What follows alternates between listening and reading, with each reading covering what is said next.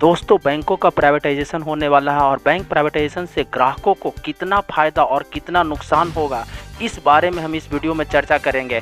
ऐसे तो bank privatisation से फ़ायदा और नुकसान दोनों ही है। अभी तत्काल में सरकारी बैंकों में state bank of India, Punjab national bank, union bank of India, bank of Baroda और इंडियन बैंक सरकारी तरीके से सर्विस दे रही है, जबकि प्राइवेट बैंकों में HDFC bank, ICICI bank, axis bank, Kotak bank और यस बैंक जो है कि वो प्राइवेट सर्विस दे रही है।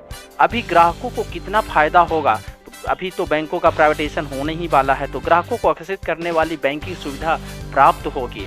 जैसे ही बैंकों का प्राइवेटाइजेशन हो जाएगा, ग्राहकों को किसी भी बैंकिंग कार्य के लिए फास्ट सर्विस मुहैया कराया जाएगा, इनको बहुत ही क्विक सर्विस मिलेगा। इसी तरह से ग्राहकों को किसी भी ऋण लेने पर उनको किसी भी तरह का ज़्यादा डॉक्यूमेंटेशन का झंझट नहीं होगा।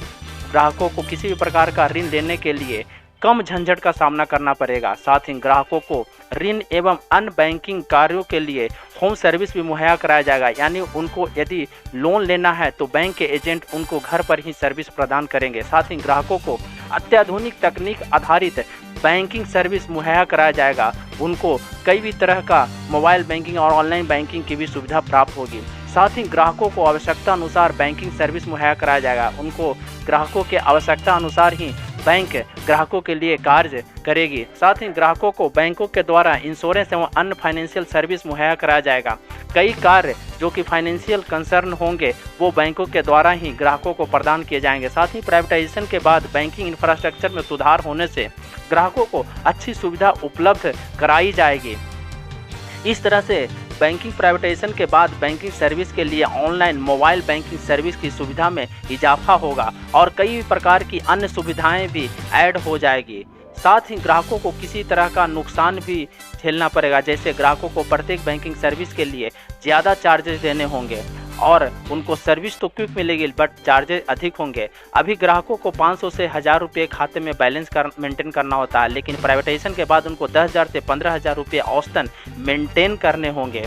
साथ ही ग्राहकों को न्यूनतम बैलेंस न रखने की स्थिति में ज़्यादा चार्जेस देने होंगे। इस तरह से ग्राहकों को कई तरह के नुकसान का भी सामना करना पड़ सकता है। ग्राहकों को प्रत्येक बैंकिंग सर्विस के लिए चार्जेस देने होंगे, यानी फ्री सर्विस समाप्त हो जाएगा। सरकारी बैंकों में अभी भी कई कार्यों के लिए उन्हें फ्री सर्विस दिया जाता है। इस तरह से बैंकों के प्राइवेटाइजेशन के बाद ग्राहकों को हाउसिंग ऋण लेने पर प्रोसेसिंग फीस ज़्यादा देने होंगे, जबकि सरकारी बैंकों के द्वारा प्रोसेसिंग फीस कम लिया जाता है। साथ ही ग्राहकों को ऋण पर ब्याज अधिकतर मामलों में चक्रवृद्धि ब्याज दर देने होंगे, जो कि ग्राहकों को काफ़ी नुकसान है। इस तरह से बैंक प्राइवेटाइजेशन के बाद ग्राहकों को बहुत तरह के नुकसान का सामना करना पड़ सकता है। साथ ही ग्राहकों को किसी भी सरकारी वित्तीय योजना का लाभ भी नहीं मिल पाएगा। सरकारी बैंकों के द्वारा कई तरह के वित्तीय योजना को इम्प्लीमेंट किया जाता है, जो कि गरीब व आर्थिक रूप से पिछड़े व्यक्तियों के लिए लाभकारी होता है।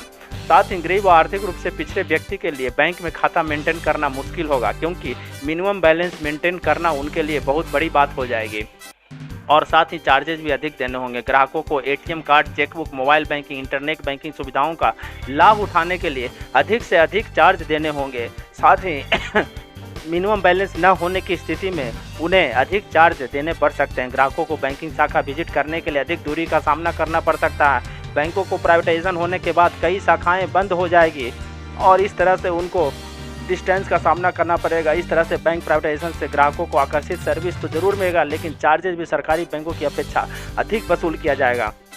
दोस्तों, आपको ये वीडियो कैसी लगी? जानकारी अच्छी लगी तो चैनल को सब्सक्राइब करें।